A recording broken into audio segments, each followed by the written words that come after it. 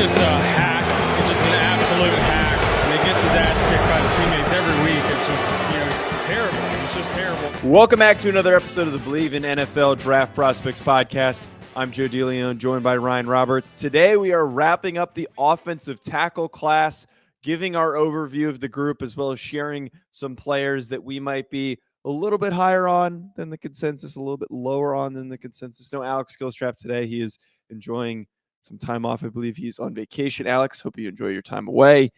Ryan, this offensive tackle class, though, has been a fun week of evaluations. And I think looking at this group as a whole, the one thing that stands out, and you told this to me going in, and I fully agree with it now, it really is a lot of projection. We've got a lot of guys that are talented, that have various traits. The guys that, for me, that sit at the top of the class, specifically Paris Johnson and Peter Skoronski, those guys, you can't necessarily fully project them as tackles just yet. I think you could make the argument for both of them, but there is that possibility that they're guards. There's guys like Blake Freeland, who is enormously big, but hasn't really hit that potential of what he can do for a player of that size because he's so new to the position. There is a lot of volatility for how this group is going to shape up. Not as talented right now as it was last year, but there are some really fun names to keep track of going into this upcoming college football season. I'll say this, Joe. I got more positive about this group the further we went into the week because I started to find more guys that I think aren't getting talked about very much and maybe near the top of the class when it's all said and done. I have a hot take when we get into our first section here. I do have a hot take for you as I try to always have something ready, but I mean, there's projection here, but right now it's not a great class. It's not, but it was nice going through the week and trying and finding a couple guys that you're kind of like, oh, okay, yeah, I can get there with that guy, right? So I feel better about the group than I did going into the week, but it's still not a great offensive tackle class right now. Yeah, you kind of set me up for failure here because you set me up talking all this crap about the class. You tweeted about how it's not a good group, and so I'm coming in at the beginning of the week thinking this is going to be a bunch of shitty ass offensive linemen that can't block. They're going to be so raw and just sloppy. Wait till offensive guard week, man. Just wait till offensive guard. We're not doing offensive guard. We're doing interior offensive linemen. And I got two guards in there. I love watching centers. I might bypass you. I might agree to the list that you sent me that we're watching, and I might just watch two centers that day, and then we're going to talk about those two other centers. No. I'd talk about centers. I would do an extra show to get more centers in, just because centers to me are very fun to watch. But I do agree with that, and I think we always fall into this trap, not us specifically, but just in general, that during the summer, we always go with the big names from the big schools that received all conference honors, that statistically were dominant. They're always going to top the lists coming into the summer and during the summer, because that's how you're going to put together your list of names to know, is based on who were the top performers.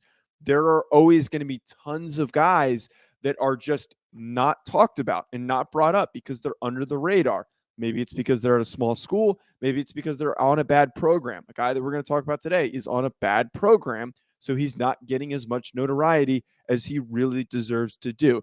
It's just that we need to always remember, if you're like watching one of our shows and you're thinking to yourself, how do they not bring up this guy? Or why are they not that high on this guy? I heard that he was really good. It's typically just because the general media that covers college football will always hype up the guys with accolades. And our perspective here is to look at those guys, break down the general assumptions, and provide the real context by doing those film evaluations. Perfect example for your context there. One of the more recent highest accoladed offensive tackles in college football over the last few years, probably, dating back maybe like 5 years or so. Do you remember Mitch Hyatt that played with Clemson, the left tackle? Oh, Joe, he was an all ACC first teamer like every single year and an All-American twice. Like, he was such a highly coveted player, and he was a high recruit coming out.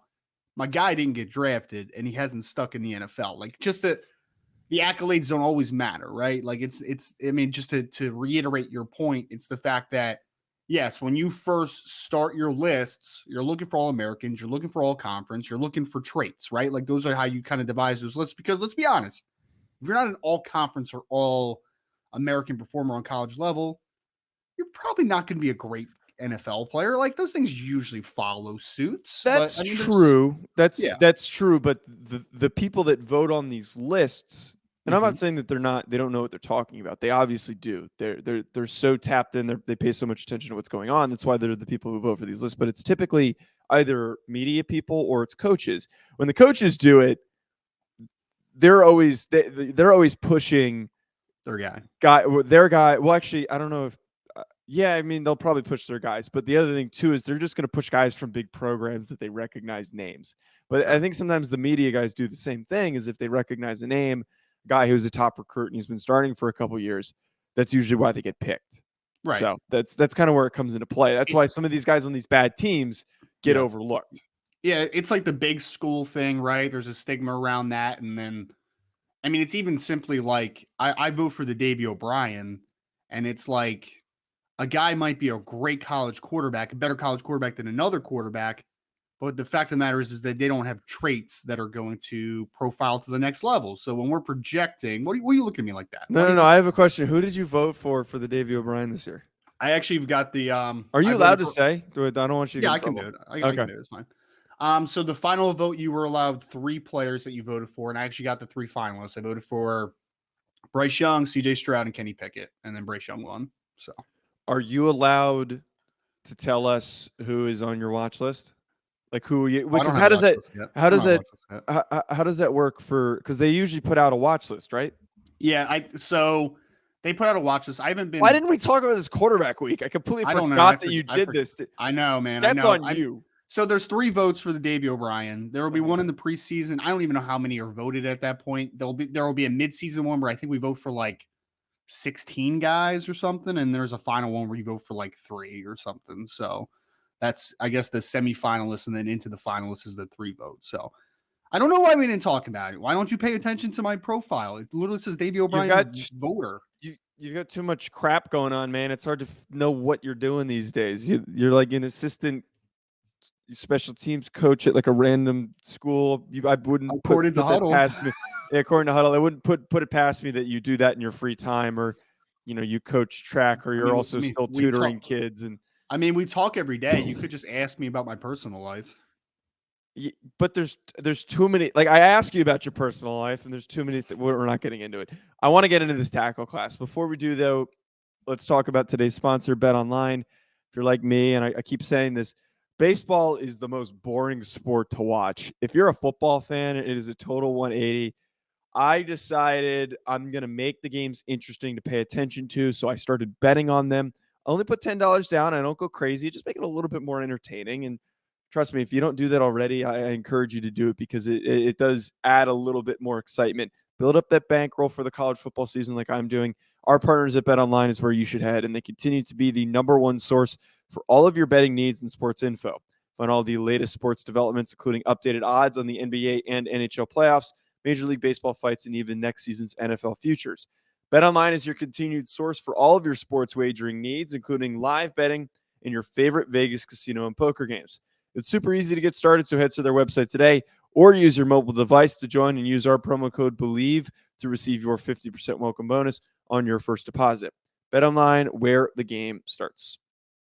All right, Ryan, offensive tackles, starting off with guys that were higher on maybe than the consensus. I'll go first because we've already talked about this guy.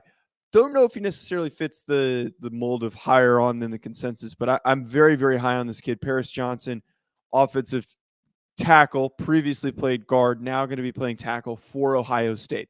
The reason why I think he fit this is because you and I had this discussion when we broke him down the other day, and you said, oh, this is a day 2 kid. I honestly would take him anywhere from 15 beyond in the first round. And my reasoning for that is I think he's a road grader, run blocker. He finishes until the whistle. I loved his presence as a run defender. Those questions as a pass blocker deserve to come up because he doesn't block a lot of guys in space. He doesn't go up against a lot of faster defenders. He was mostly handling heavy defensive tackles, which he did a really, really good job of, telling me he has the play strength that you want with an offensive tackle. The reason why I think that he deserves to be in that conversation of being a 15 and beyond first round draft pick is because if he doesn't pan out as a tackle, to me, he looked like a first round guard on tape. Where he was as a junior last year, I can be fairly confident in myself that if you ask him to play guard after he's probably going to take some steps forward this upcoming season because he's very athletic, he's very talented, I would 100% put him on my offensive line at either guard position if he was not fit as a tackle. You just watched his high school highlight tape and you fell in love. Oh, stop it. I'm just kidding. Stop it. Just I did post a reel of those clips if anyone wants to check that out. I saw, man. That was pretty good. Yeah, he's a bully. He really is. And I agree with the thought process, Joe. I mean, I think that he's going to at least be a good guard at the next level, but I think he has substantial tackle upside. So he's just a wait and see guy for me because I think the traits are there to play tackle, but we just haven't seen it yet, So I'm excited about Paris Johnson, but he is a very large unknown right now, which is the only reason that I wouldn't say hesitant because I would less take bullish. him early second round. Yeah, less bullish. We'll call it that, right? Like he's incredibly talented. He could be the first offensive tackle off the board if he puts everything together. There's just projection there. Projection isn't always bad. It's just we literally haven't seen him play the position yet. All right, your guy though, I'm very intrigued to talk about. He's one of the, I think actually he's the only guy that we have not discussed this week. He was a little bit of a late find for you. Big coinky dink that Jim Nagy finds him a day after you happened to tweet about this, man. Dude, I had so much fun watching him. I clipped a couple of his plays. This dude is mean. He is strong. Go ahead and discuss Jaelyn Duncan from Maryland. Yeah. So real quick, the positives and negatives on Jaelyn Duncan, and then I'm going to end this with a hot take here, right? Jaelyn Duncan is 6'6", 320 pounds. Looks legit to me. I'd say he's 6'5" or some change. I think he's got the height. He's definitely a massive dude. Arm length looks good on film. I have no concerns there. The first play I saw of him, Joe, they ran like a little power lead type of thing where they pulled him in and made him go to backside A gap. It's almost like it was like a tackle lead. It was a very odd play, but he looked very smooth, man. I'm like, oh, this kid can move a little bit. Like he can move. He's got quick feet. And then you saw, I posted the one clip on Twitter a couple of days ago, and I shared it with Joe yesterday, where he was blocking down on a play, and I mean, he literally displaced the gap against a defensive tackle with one arm, right? And you just see like that natural power. I'm just like, yeesh. Yeah. So he's got all the unteachables. He's powerful. He's got good feet. I think set points are still something that needs to be improved. Like I think that his angles aren't always the best in pass protection, but I think that he has incredible upside in that department, and it didn't even really hurt him too much. I mean, if you watch the game against Michigan, like I thought he handled Ajabo, he thought he handled Hutchinson. Watched a couple more of his games, I was just consistently impressed. So the hot take here, Joe, he might be offensive tackle one, man. Wow. It's possible. What's holding him back? I mean, really, what is? I don't think anything holds him back for me. Yeah. I thought I was coming here fully prepared to be the more aggressive one on him because you hit on all the things. He's so freaking fluid. He's a really, really good athlete. Yep. The way that you know a tackle's a good athlete is when the offensive line coach goes to the offensive coordinator and says, this kid can pull. We're going to ask him to pull, and we're going to send him to the second level a ton because he moves that well. You talked about those set points. I think his hand placement was a bit inconsistent. Like the reps that he didn't really lose any reps in that game, but the reps that he struggled on is because he was firing and was delayed or just was misfiring his hands where they could have been in a better position. The technique I think could be cleaned up, but the traits are all there. I had him as OT3 in my head because I even said this on the show when we talked about Skoronski and Paris Johnson. For me right now, it's Skoronski, Paris Johnson, Jaelyn Duncan, just because I think that there's a little bit more refinement that needs to happen with Duncan. I mean, I would say right now that he he has the best film as far as the highs of anyone that I've seen at offensive tackle, right? Again, Paris Johnson has not played tackle I know. yet. Projecting. And honestly, Joe, even this, ready? If you put Paris Johnson and Jaelyn Duncan next to each other and you took their jersey numbers off and you weren't sure which one was which, are they really that different from a physical perspective? Like, they're both massive, good athletes, physical. I think that he's on par from a talent perspective with the Paris Johnson. And then the conversation for me, because I would actually have Paris Johnson probably at OT3 right now. I would have Skoronski OT2 because I think that he's just such a clean player.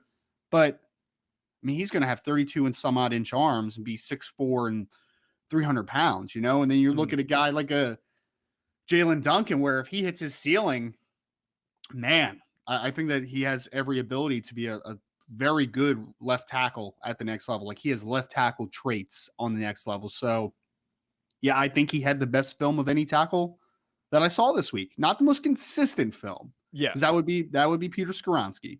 But the highs being as high as they were, where I could see maybe Pro Bowl level left tackle traits, I think, at his best.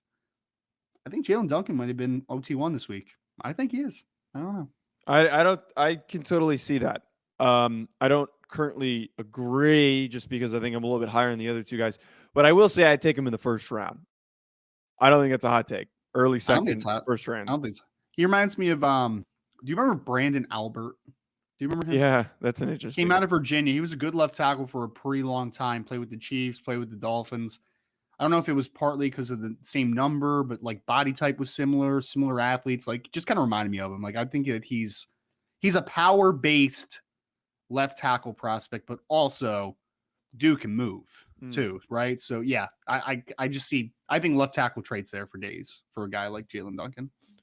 So getting on to guys that we don't necessarily understand the appeal on, this one should be obvious because I talked about him so much on yesterday's show. Zion Nelson from Miami. The appeal for him, you still do hear conversations of him fitting into the top 5 of the group, and I think that he's nowhere near the top 5 after watching the handful of guys that I watched this week, and I'm going to dive into some more throughout the remainder of the summer. I think there's just so much left to be desired with Zion Nelson. The big hang up for me, and I understand the length, I understand the flexibility. He's got those things, and those things are traits that you can't coach in a player. But the lack of coaching of this player is why I'm really held off on him. It's not like he's raw in some parts. Like, Jaelyn Duncan has some things he needs to clean up. Zion Nelson needs a whole rework. His technique is sloppy. It is all over the place. And while I think Mario Cristobal and the new coaching staff at Miami is going to help him, I think that he is very far behind compared to some of these other players. If I do understand correctly, he's a true junior going into this year. Senior. He's a senior? All right, never mind. It's going to be his 4th year. I guess he would technically be a redshirt junior because of the COVID year, right? That didn't count on anybody. So okay, he's a 4-year player with junior eligibility. I thought he was a junior, and I would say he should probably be someone who goes back, but now that's not even on the plate, so I don't like him. Well, I like him even less now. He can go back, but I doubt he does. I doubt he does. Yeah. I mean, it's always possible. We'll see what happens. Look, man, Zion Nelson is a wait-and-see guy for me. Traits for days, day 3 player right now. Like that, he's a day 3 dart throw. But the talent is there. There's no doubt about it. So I'm willing to see how Alex Mirabel and the new coaching staff are able to develop him, because I think that they have a couple great offensive line guys on that staff.